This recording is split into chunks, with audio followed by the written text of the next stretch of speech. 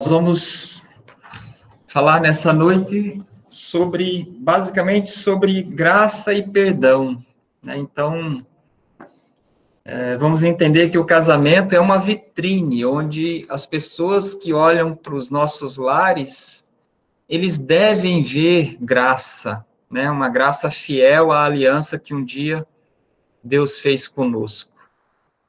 Então, primeiro nós temos que provar dessa graça verticalmente, para depois nós aplicarmos esse exercício de graça horizontalmente, né? Então, eu queria dar uma olhadinha com vocês no Evangelho de João, no capítulo 1, quando fala de onde veio tamanha graça, né? Quando João fala no versículo 8, ele fala que João não era a luz, mas ele veio para que testificasse da luz. No 9, ele fala, a saber, a verdadeira luz que vinda ao mundo ilumina a todo homem. Quer dizer, algumas pessoas não se achegam à luz, elas se recusam a vir para a luz, né? Mas o próprio Senhor Jesus, aí no Evangelho de João, lá no capítulo 8, no versículo 2, eu vou ler para vocês, ele fala assim, capítulo 8, versículo 12, ele fala assim, de novo lhes falava Jesus, dizendo, eu sou a luz do mundo. Quem me segue não andará nas trevas, pelo contrário, terá a luz da vida. Então, ele estava no mundo, o mundo foi feito por intermédio dele, mas o mundo não o conheceu. Ele veio para o que era seu, para um povo escolhido, e os seus não o receberam. Mas a todos quantos o receberam, no versículo 12, deu-lhes o poder de serem feitos filhos de Deus, a saber, aos que creem no seu nome, os quais não nasceram do sangue, nem da vontade da carne, nem da vontade do homem, mas de Deus. E o Verbo se fez carne e habitou entre nós, cheio de graça e de verdade, e vimos a sua glória, glória como do unigênito do Pai. E ele continua no versículo 16, porque todos nós temos recebido da sua plenitude, e graça sobre graça, né? Então, essa graça Jesus confirma ainda no Evangelho de João, lá no capítulo 20, no versículo 29, ele fala assim, e disse-lhes Jesus, porque me viste, creste, ele está falando para Tomé, né? Porque me viste, creste, bem-aventurados os que não viram e creram. Então, nós tivemos uma experiência com esse Senhor Jesus, que lá desde Êxodo, capítulo 35, a partir do versículo 4, e vai até Êxodo 40, há 1450 anos atrás, antes dele vir, já havia essa espera de que ele viria, e que essa profecia se cumpriria, e que ele veria para que o mundo ouvisse, né? Então, a gente vê lá em Êxodo 33, no versículo 18, aí fala, ninguém jamais viu a Deus, o Deus unigênito que está no seio do Pai é quem o revelou. Então, Jesus veio e revelou essa graça, através de uma nova aliança, nos deu de graça a salvação. Então, vamos partir do princípio que todos nós não vimos, mas cremos. Nós experimentamos, nós recebemos o poder e fomos feitos filhos de Deus, porque nós cremos um dia no seu nome. Então, nós vamos partir desse princípio, que todos nós que estamos aqui nessa sala fizemos isso. Se não fizemos ainda, temos que procurar entender melhor isso e fazermos, né? Mas se nós já fizemos, eu queria que nós fizéssemos um outro raciocínio, né? Da gente olhar lá em Lucas, no capítulo 7 de Lucas, no versículo 37, a gente lê assim, eis que uma mulher da cidade, pecadora, sabendo que ele, Jesus, estava à mesa na casa do fariseu, levou um vaso de alabastro com unguento, e estando por detrás aos seus pés, chorando, regava-o com suas lágrimas e os enxugava com os próprios cabelos, e beijava-lhes os pés e os ungia com unguento. E Jesus fala para o fariseu que o tinha convidado para sua casa, que chamava Simão, Jesus fala no versículo 44. E voltando-se para a mulher, disse a Simão: vês esta mulher? Entrei em tua casa e não me deste água para os pés. Esta, porém, regou os meus pés com lágrimas e os enxugou com seus cabelos. Né? E aí Jesus questiona sobre quem mais tem pecado, talvez seja o que mais tem gratidão, né? Então, eu não sei qual é o seu testemunho a respeito da tua salvação, eu não sei se você desde pequenininho já encontrou o Senhor Jesus e com isso, na sua caminhada, você foi liberto e livrado de muitos pecados que você teria cometido, ou se você experimentou a culpa de muitos pecados na vida de adolescência, de mocidade, e às vezes até de adulto, né? Então, eu não sei se você é a pessoa que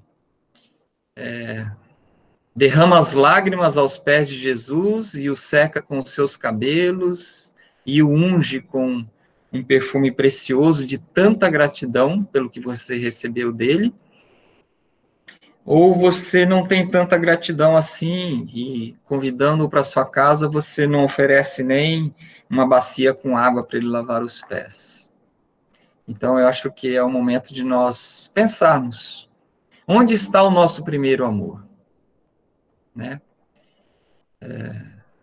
Será que nós podemos olhar para a vida de Paulo e nos espelharmos no exemplo que ele deu, de um fariseu que perseguia a igreja, mas quando teve um encontro com o Senhor Jesus, ele nunca mais deixou, até a morte, de servi-lo, de adorá-lo, de ensinar sobre ele, né? Então, onde está o nosso primeiro amor? Então, com essa primeira reflexão, eu queria que nós olhássemos agora para o nosso casamento. Se nós experimentamos dessa graça na nossa vida, nós temos condições de aplicá-la horizontalmente agora com o nosso cônjuge, né? Então, Colossenses 2, 13 e 14 fala assim: quando vocês estavam mortos em pecados e na incircuncisão da sua carne, Deus os vivificou juntamente com Cristo.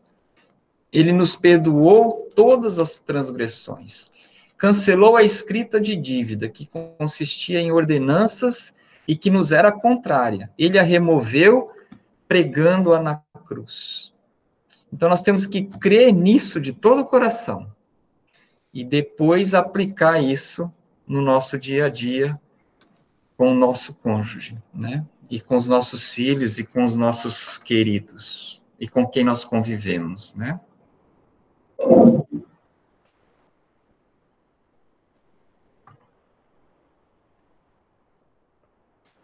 Provar da graça e aplicá-la horizontalmente. Então, por que o foco no perdão? Porque quando Jesus fala lá em João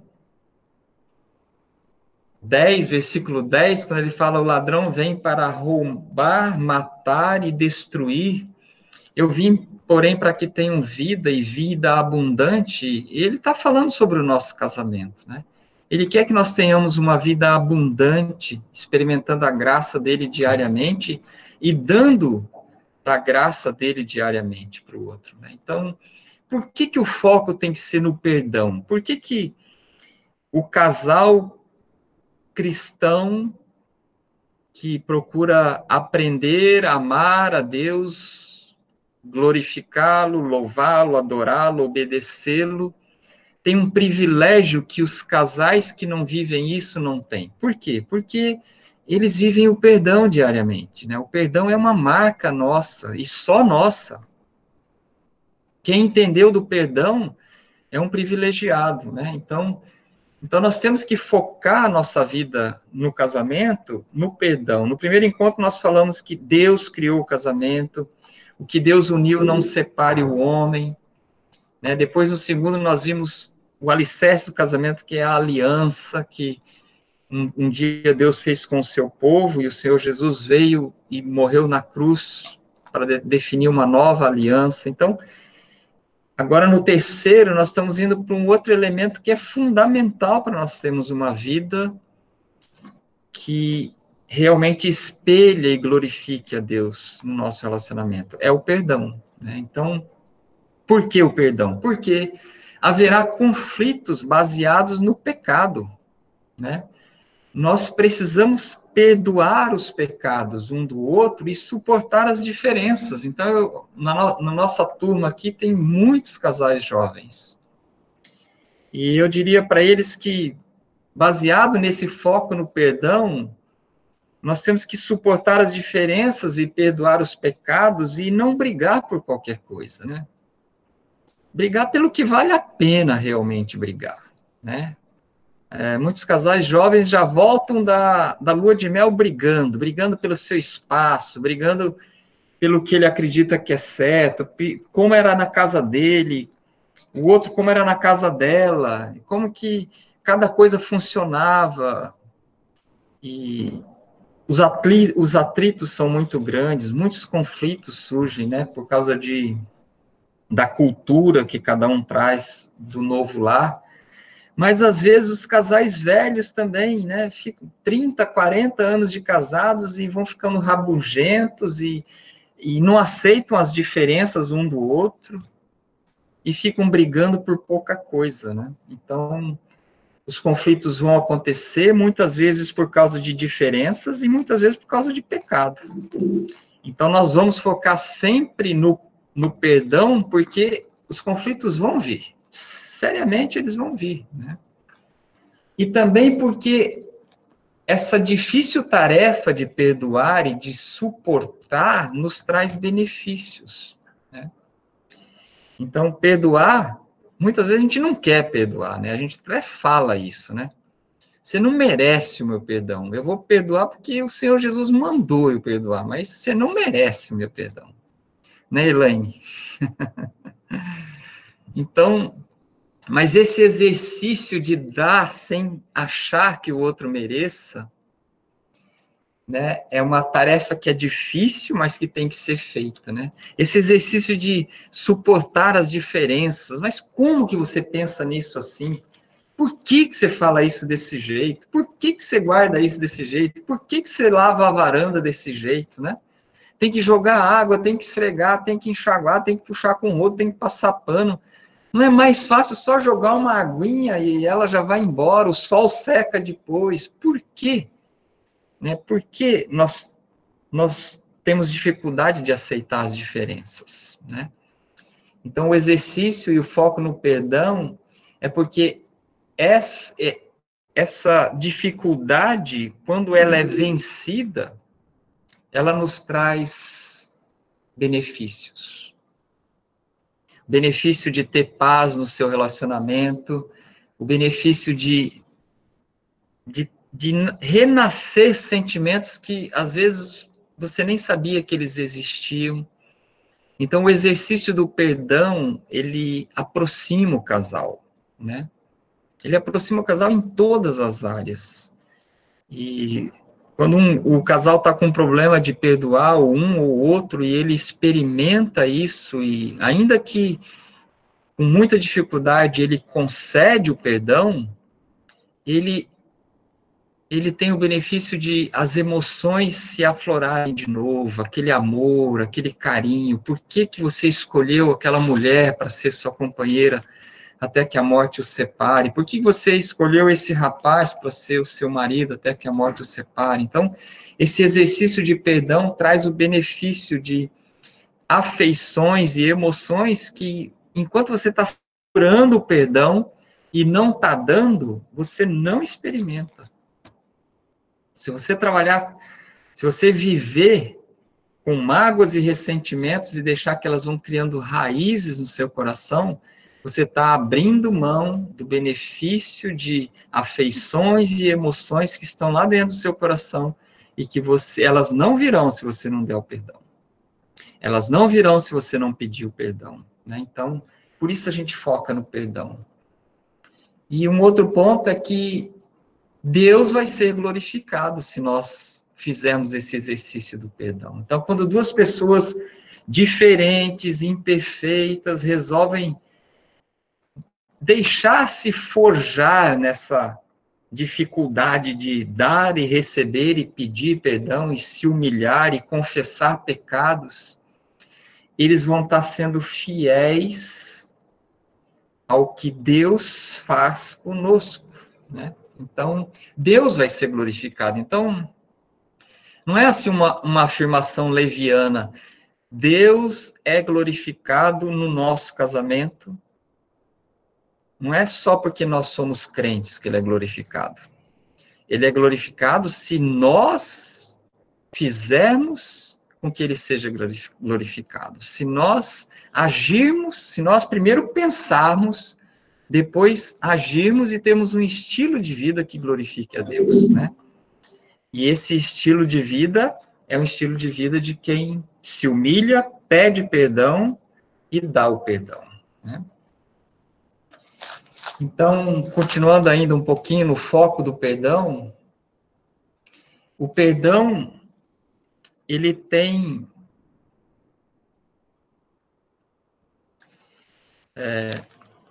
duas coisas que ele tem que ser considerado, né?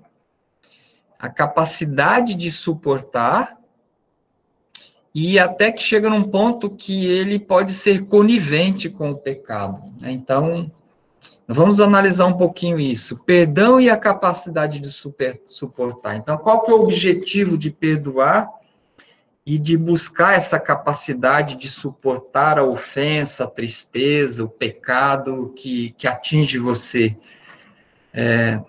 Porque ele é um modelo bíblico, né? Para se evitar a separação, né? Então, quando você vira a página, dá uma nova chance para o outro, não traz mais o assunto à baila, não levanta mais aquela questão que já foi tratada e perdoada, quando você faz isso, um novo recomeço começa na vida do casal, né? Então, talvez aquele pecado se repita, talvez outros surjam, mas com certeza esse exercício vai estar fazendo com que vocês renovem essa aliança que um dia vocês fizeram um com o outro e diante de Deus, e isso vai evitando e afastando para longe do casamento a ideia da separação. Não tem por que se separar. Os problemas estão sendo resolvidos, os pecados estão sendo perdoados, as diferenças estão sendo tratadas. Nós queremos juntos glorificar o nosso Deus, nós queremos honrar a aliança que nós um dia fizemos entre nós e com Deus. Então, esse modelo bíblico de perdão evita a separação. Esse é o primeiro ponto, né? Agora, como evitar o segundo ponto, né? Então, você dá o perdão, pede perdão, você tem a capacidade de suportar o pecado do outro, aceitar as diferenças do outro, mas até que ponto isso pode chegar a ser conivência com o pecado? Então, não sei se a Bianca está conosco, mas ela levantou uma questão no nosso último encontro, e a gente vai dar uma pinceladinha aqui, a gente vai tratar mais disso no 8º encontro, né? Mas, para evitar que nós sejamos coniventes com o pecado dentro do nosso lar, existe um termo que os pastores, os teólogos usam, que se chama separação redentora.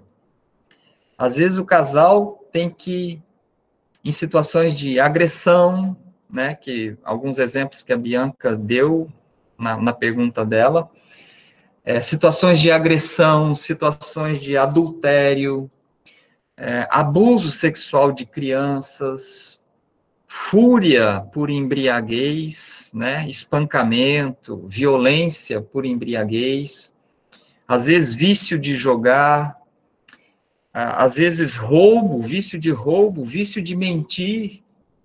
Então, alguns pecados que são muito fortes e que trazem consequências muito sérias para a família, E quando isso é tratado num modelo de aconselhamento bíblico, às vezes o conselho é que haja uma separação redentora. Então não é o divórcio, não é romper com o casamento, mas é se separar para que haja a conscientização, a redenção, a mudança de atitude, para que volte para o casamento com uma nova atitude, com um desejo de mudança, de ser transformado, para que aquele casamento recomece e glorifique a Deus. Então, o foco no perdão passa por tudo isso.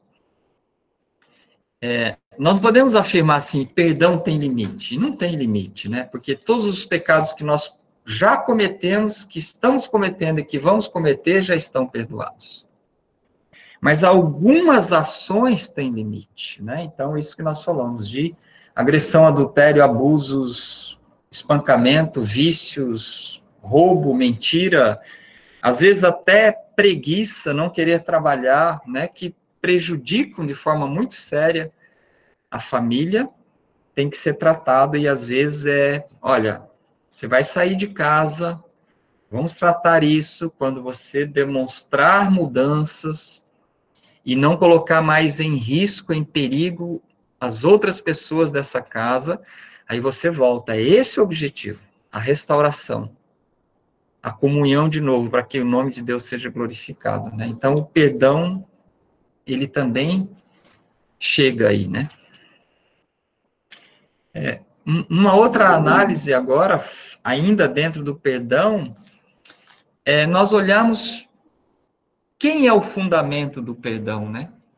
É nós olharmos para a pessoa e para a obra do Senhor Jesus. Ele é o fundamento do perdão, né? Então, quando a gente viu lá em Colossenses 13, que fala assim, portanto, como povo escolhido de Deus, santo e amado, revistam-se de profunda compaixão, bondade, humildade, mansidão e paciência, né? Nós olhamos para esse versículo e nós nos colocamos dentro dele e a gente é escolhido de Deus, a gente é santo, a gente é amado de Deus, né? Então, escolhidos em Cristo antes da fundação do mundo. Isso é o que Romanos 8,33 fala, né? Porque Deus nos escolheu nele antes da criação do mundo para sermos santos e irrepreensíveis em sua presença. O privilégio de ser escolhido, o privilégio de ter a posição de santo diante de Deus, sem pecado, porque Jesus já morreu por todos os nossos pecados, esse privilégio nos traz algumas responsabilidades, né? Então, nós lemos aí 2 cartas de Paulo, e Paulo sempre traz isso. Ele traz isso em Colossenses, ele traz isso em Efésios, e ele está falando isso aí em Romanos, capítulo 8, que a doutrina nos coloca numa posição fantástica, maravilhosa, é de graça, é bênção para a nossa vida. Mas logo depois ela nos traz a prática disso. Você tomou posse disso? Então, ele fala em Colossenses, então revistam-se de profunda compaixão, bondade, humildade, mansidão e paciência. Depois ele fala lá, em Romanos, a segunda parte de Romanos 8,33, ele fala que nós fomos escolhidos antes da fundação do mundo, da criação do mundo, para sermos o quê? Santos e irrepreensíveis em sua presença. Né? Então, Efésios 1:4 também complementa isso, né? Separados por Deus para um propósito, né? Efésios 1:4 e 1 Pedro 2:9. Efésios 1:4 fala assim, vocês, porém, são geração eleita, sacerdócio real, nação santa, povo de propriedade exclusiva de Deus. Pô, nós somos tudo isso. Geração eleita, sacerdócio real, nação santa, povo exclusivo de Deus. Para quê? Para anunciar as grandezas daquele que os chamou das trevas para a sua maravilhosa luz. E onde nós começamos a fazer isso? É dentro de casa. É com o nosso cônjuge. tratando de todas as diferenças que nós temos com ele, aceitando essas diferenças, tratando essas diferenças e perdoando os seus pecados, né? E por último, né, quando ele fala que nós somos povo escolhido, santo e amado, o amado aí, Romanos 5,8 fala assim: mas Deus demonstra o seu amor por nós. Cristo morreu em nosso favor quando ainda éramos pecadores. Né? Depois ele continua falando, nós éramos inimigos de Deus, né? Então ele demonstra o seu amor por nós, morrendo na cruz por nós. Ele nos separou porque ele nos amou. E ele pagou o preço desse amor, sendo pregado na cruz. Então, eleitos, santos e amados. Então, o fundamento do perdão que nós experimentamos e que temos que dar é o Senhor Jesus e a obra dele. Né? Alguma pergunta até aqui? Alguém quer compartilhar alguma coisa? Vamos continuar, então.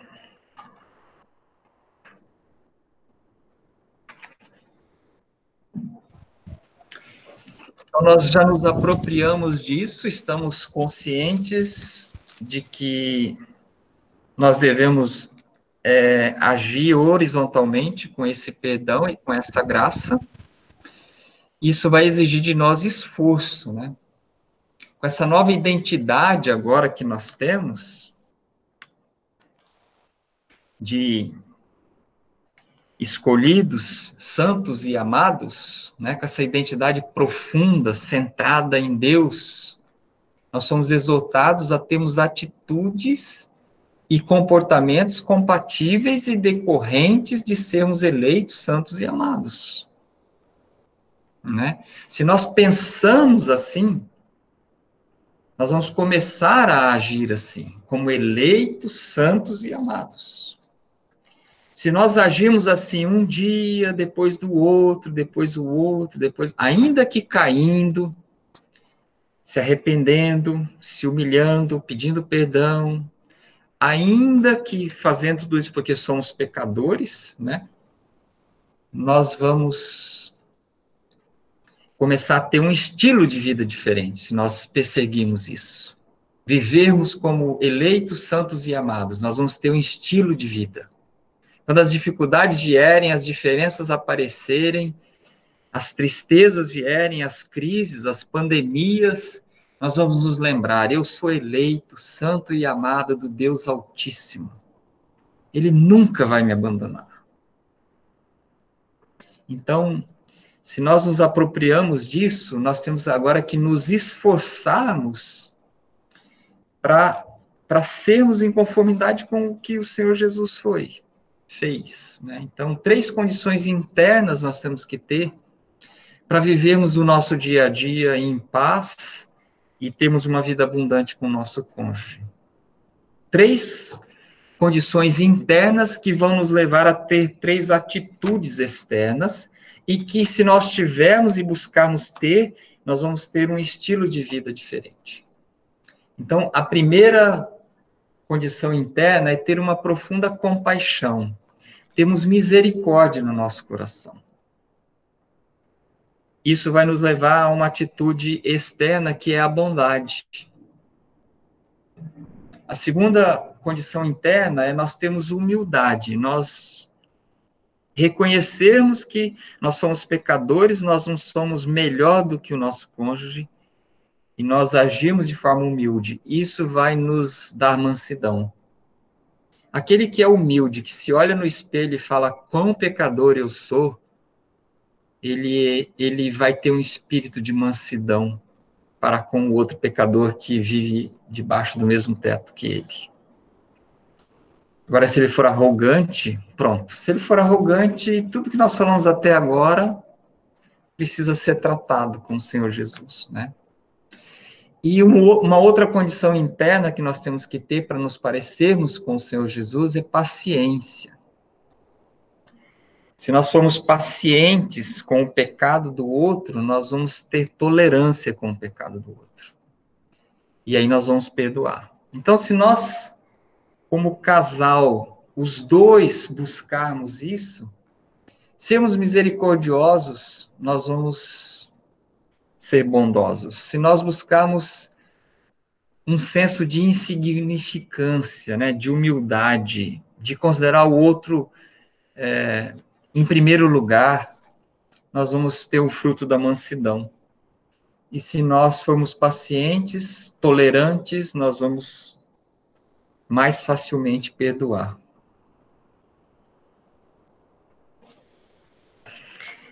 Bom, eu olho para tudo que a gente viu até agora e eu estou apresentando poucos slides para vocês, para eu não me perder aqui, mas eu olho para esse esforço assim, de se conformar a Cristo na aliança e vejo que, eu acho que vocês concordam comigo, não é uma tarefa fácil, né?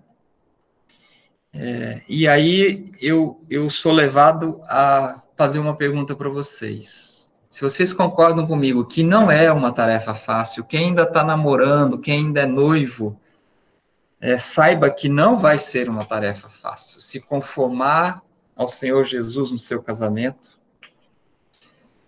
e que quem já é casado já sabe disso, né? A minha pergunta é,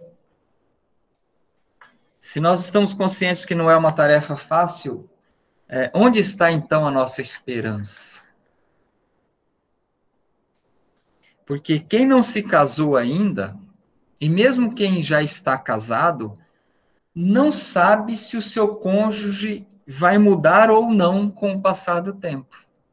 Você não sabe em quem ele vai se transformar no futuro. Então, depende do que ele crê e das atitudes dele, do estilo de vida dele, vai transformá-lo em melhor pessoa ou pior pessoa do que ele é hoje, antes ou já casado. Então, você não sabe no que o seu cônjuge vai se transformar. O que as circunstâncias, as outras pessoas, Satanás, o mundo, a natureza pecaminosa dele, vai fazer ele virar o quê? Nós não sabemos.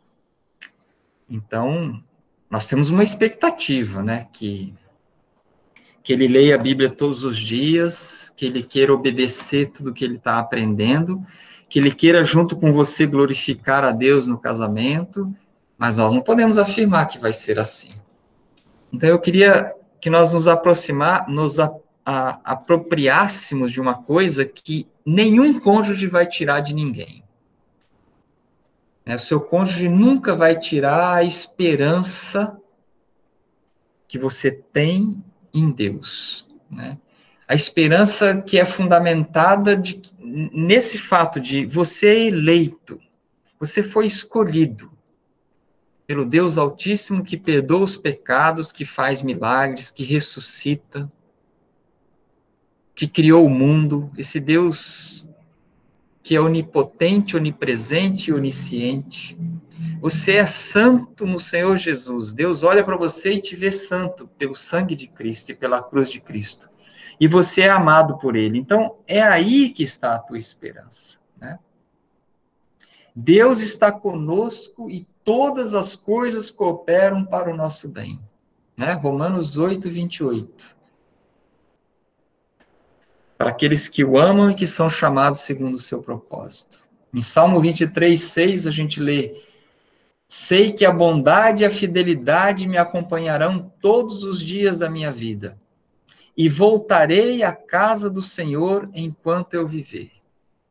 E Salmo 84, 11 fala: o Senhor Deus é o sol e escudo, o Senhor concede favor e honra, não recusa nenhum bem aos que vivem com integridade. Então, aí está a nossa esperança. Nós temos que decidir fazermos 100% do que nós temos que fazer, orar e esperar que o nosso cônjuge faça o mesmo. Mas não significa que ele vai fazer. Então, nós temos que nos apropriar dessa esperança de ser eleito, santo e amado, e que esse Deus vai nos sustentar, independente do que o nosso cônjuge faz. Outro aspecto da graça é que, através da graça de Deus, nós vamos ser transformados. Então, olha só a expectativa que o seu cônjuge tem com você. É que se você experimentar graça sobre graça, você vai ser transformado, você vai fazer menos mal para o seu cônjuge, e ele vai ter que lançar menos da graça de Deus para te perdoar e para te tolerar. Olha, é um raciocínio lógico, não é? Senhor, eu vou me aproximar de ti, eu quero te conhecer mais, eu quero te adorar, eu quero te louvar, eu quero ser santo diante do Senhor, buscar ser irrepreensível, para eu pecar menos contra a Elaine. Para que ela não precise se esforçar tanto, para que não seja um peso tão grande, ela ficar sempre me perdoando pelos mesmos pecados, tolerando as minhas manias, aceitando as nossas diferenças. Senhor, me ajuda a fazer a minha parte para eu dar menos trabalho para ela. Se nós dois pensarmos assim, estarmos dispostos a fazer isso, nós vamos exigir menos do nosso cônjuge. Nós vamos ter comportamento menos pecadores, menos irritantes, vai ser mais fácil conviver conosco, a vida vai ficar mais leve, aquela vida abundante vai ser muito mais fácil de se ter.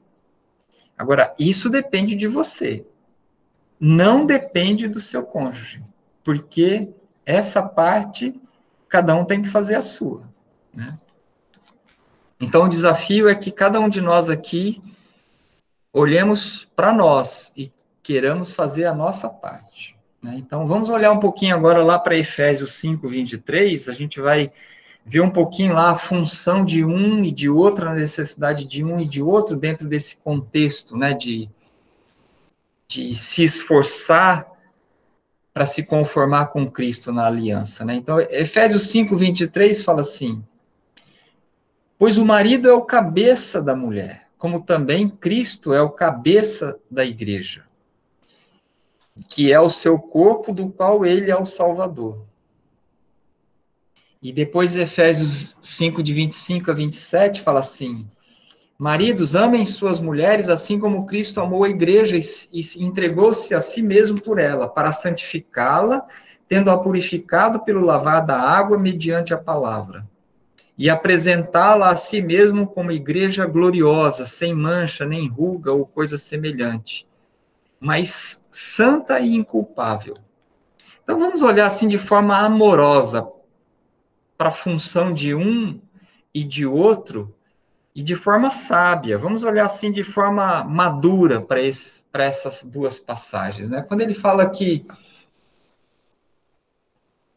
o marido é o cabeça da mulher, como também Cristo é o cabeça da igreja, que é o seu corpo, da qual ele é o Salvador, ele está falando que o marido é como Cristo, mas significa que ele não é Cristo. Né? O versículo não está falando que, pois o marido é o cabeça da mulher, como igualmente Cristo é o cabeça da igreja. Não, ele é o cabeça da mulher, como também Cristo é o cabeça da igreja. Mas o marido é como Cristo. Ele tem a mesma função que Cristo tem para com a sua igreja, ele tem para com a sua esposa. Mas ele não é Cristo. Então, aí uma palavra para vocês, esposas. O marido, ele é finito na sua força. Ele não é Cristo. Ele não é onipotente como Cristo. Ele é falível. Ele não é sábio como Cristo. Ele é pecador. Ele não é perfeito como Cristo. Então, não adianta as esposas se enganarem e acharem que um dia seus maridos serão igual a Cristo. Nós nunca seremos igual a Cristo. A nossa nota nunca vai ser 10. Porque nós somos pecadores, nós não somos perfeitos como o Senhor Jesus é.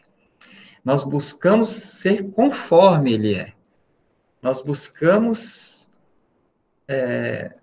ser como Ele fala que nós devemos ser. Mas nós vamos errar, nós vamos pecar, nós vamos falhar, nós vamos entristecer, nós vamos decepcionar, nós vamos ofender. Então, uma palavra de paciência e para que as esposas, noivas e namoradas abaixem um pouco as suas expectativas para com os homens, né? E quando nós olhamos para os versículos de 25 a 27, que ele está falando para nós, maridos, amarmos nossas mulheres como Cristo amou a igreja e se entregou por ela, para santificá-la e para purificá-la, para lavá-la com água mediante a palavra, para apresentá-la um dia a Cristo como gloriosa, sem mancha nem ruga ou coisa semelhante, mas santa e inculpável. Então nós olhamos assim, esposas, nos olhem como pecadores, tenham paciência, não queiram que nós sejamos o Senhor Jesus. Mas agora nós temos que olhar para os maridos e, maridos, como é que você está tratando a sua esposa? Porque os nossos desejos para com as nossas esposas, eles não são medidos pelas nossas preferências pessoais. Ah, eu queria uma esposa.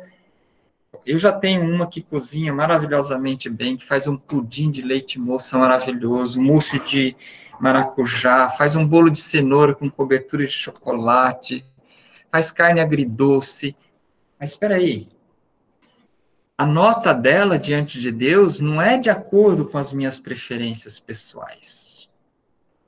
A nota dela diante de Deus é de acordo com o padrão de santidade de Deus e que eu devo tentar levá-la a esse padrão.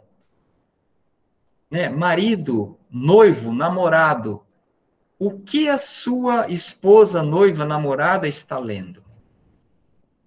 Que livro ela lê todos os dias? É a Bíblia?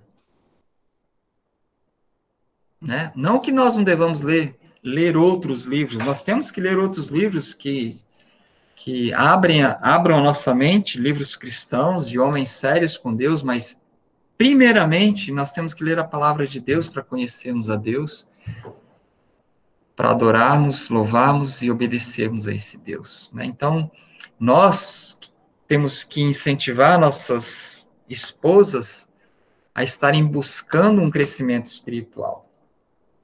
Né? Então, nós somos responsáveis por isso. Você tem feito isso?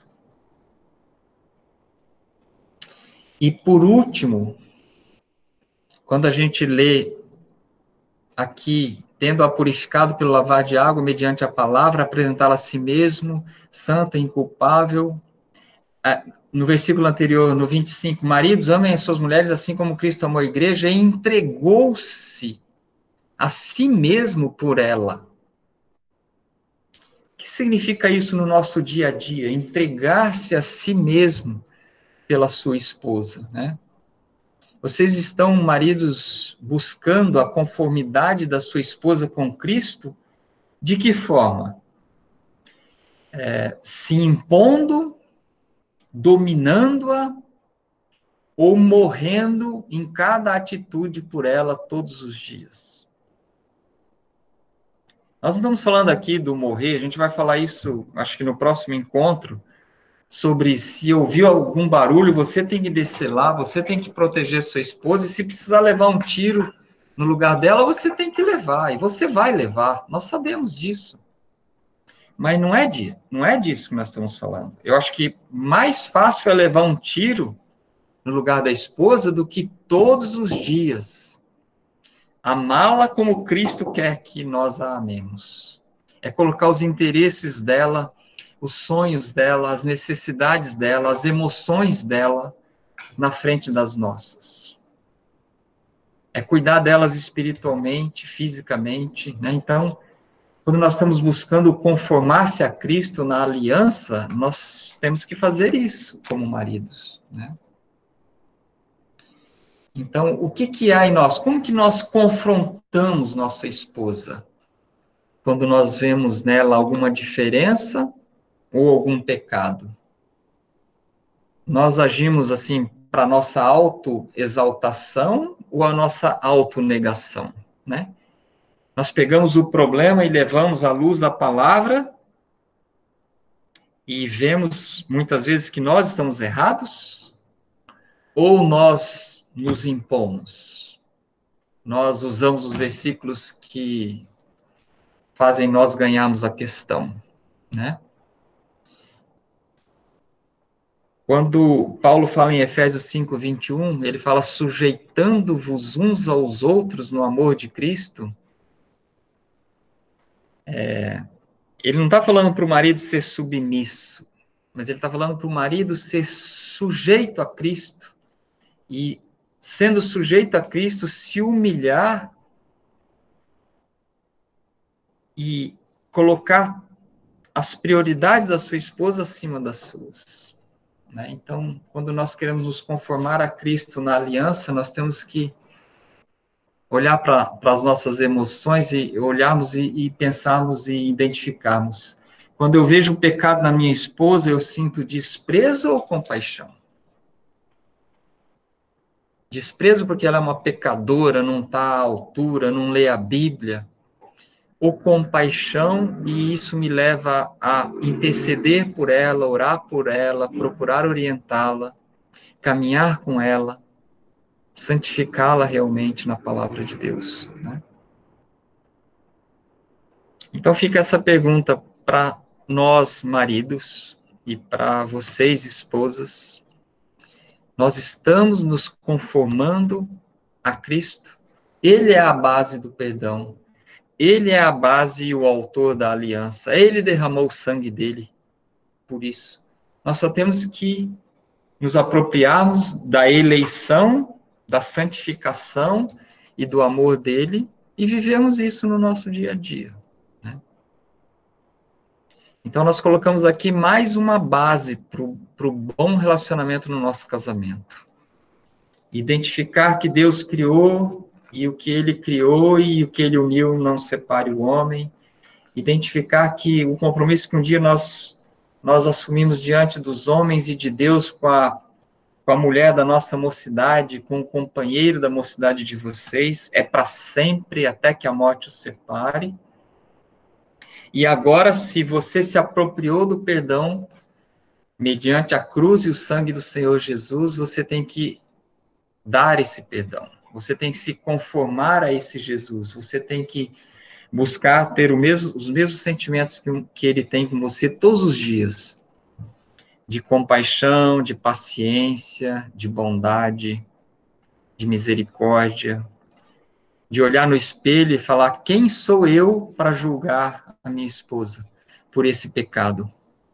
E quantos outros e piores do que esse eu não cometo, né?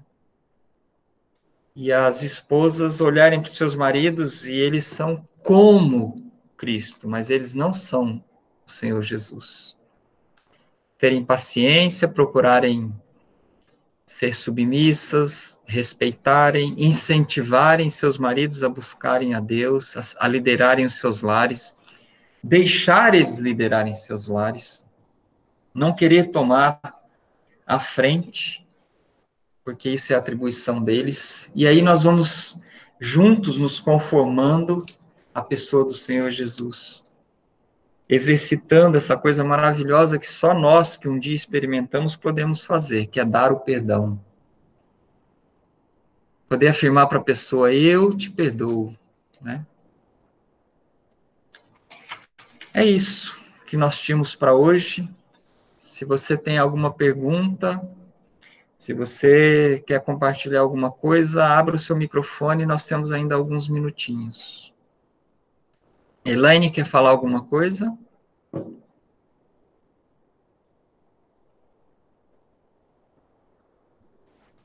Não, querido. Não? Só por Deus. Só... Só pela misericórdia de Deus. Sempre será, né? Sempre será. Sempre será. Sempre será. Uhum. Vai se renovando a cada manhã. Oi, Adalberto, é o Guto, tudo bom? Oi, Guto, tudo bem e você? Tudo jóia. Queria só fazer uma observação, né? Você comentou que é muito difícil, né? Agir com paciência, com amor, conforme Cristo. Eu diria que é impossível. É só pela graça mesmo. Uhum. E Daí a gente chega num ponto, né? Tá bom, a gente sabe, então, onde estamos errando, e o que a gente tem que fazer. Então eu vou acordar amanhã e vou ser um bom marido, vou praticar tudo isso, e não é tão automático assim, né? É de forma natural, mas nossa preocupação tem que estar sempre ser conectado à videira, né? E o fruto Exato. vai vir de forma natural. Quando a gente vê, nossa vida está mais alinhada com a de Cristo, né? E não Uhum. é por nós, e a gente reconhece isso e sabe que somos pecadores, somos sujos, e se a gente tentar ser bom, daí que o negócio desanda, né? Excelente, excelente a sua colocação, Guto. É exatamente isso. Ninguém acorda e olha no espelho e fala: hoje eu não vou adulterar, hoje eu não vou ofender a minha esposa, hoje eu não vou entristecer a Deus. Não. Quando ele acorda e vai para a palavra de Deus aqui, ó, e vai conhecer a Deus, e vai se expor à palavra de Deus, e Deus vai confrontar os seus pecados, e Deus vai tirar a vontade de pecar, e Deus vai colocar amor, e Deus vai devolver a afeição e o amor e a paixão que ele tinha pelo cônjuge que estava lá escondido. Então, tudo isso nós vamos conseguir, não é olhando no espelho, não é tomando decisão, é realmente indo na videira. Indo na videira. É isso aí mesmo. Mais alguém? Adalberto, perdão não é necessariamente esquecer algo, né? Quem está falando é o Mateus? Isso. Oi, Mateus. Realmente, não é não, Mateus. Mateus, só Deus esquece o pecado, né? Normalmente a gente não esquece. Tem pecados que nós vamos nos lembrar a vida inteira. Mas Deus vai trabalhando as nossas emoções e chega num momento que aquela lembrança não nos traz mais nenhuma descarga de adrenalina, não nos enraivece, não não nos causa tristeza, é só mais uma lembrança. Então Deus já trabalhou as emoções. Então a gente perdoa, mas sempre vem à nossa mente, Satanás traz, nós trazemos, até aqui na boca para falar de novo e acusar de novo, porque nós não esquecemos, só Deus esquece, né? Mas Deus trabalha. E toda vez que isso vier à mente, a gente tem que reafirmar que está perdoado, não trazer à tona, e Deus vai tirando as emoções que aquele pecado traz. Então, às vezes, uma esposa que o marido adulterou, ela perdoou, eles reataram o casamento, mas 1 ano, 2 anos, 3 anos depois, ela joga um prato na cabeça dele, né? Então, é uma reação tardia a uma dor que ela ainda sente, que ela já perdoou, mas que volta, né? Que volta. E que às vezes vai passar a vida inteira voltando. O dia que voltar e ela não jogar mais o prato na cabeça dele, significa que Deus trabalhou completamente a emoção dela, né? Então, não é necessariamente esquecer, não, Mateus. É atitude. Perdoar é a atitude, né?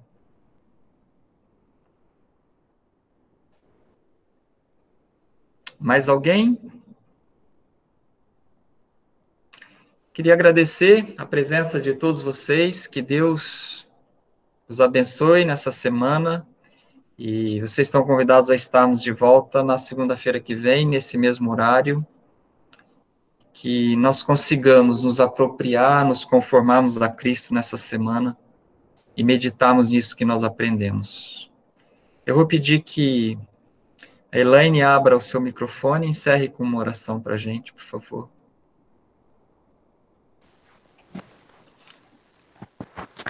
Senhor Deus e Pai, nós te agradecemos pelo privilégio de ouvir da tua palavra, de aprendermos das tuas coisas.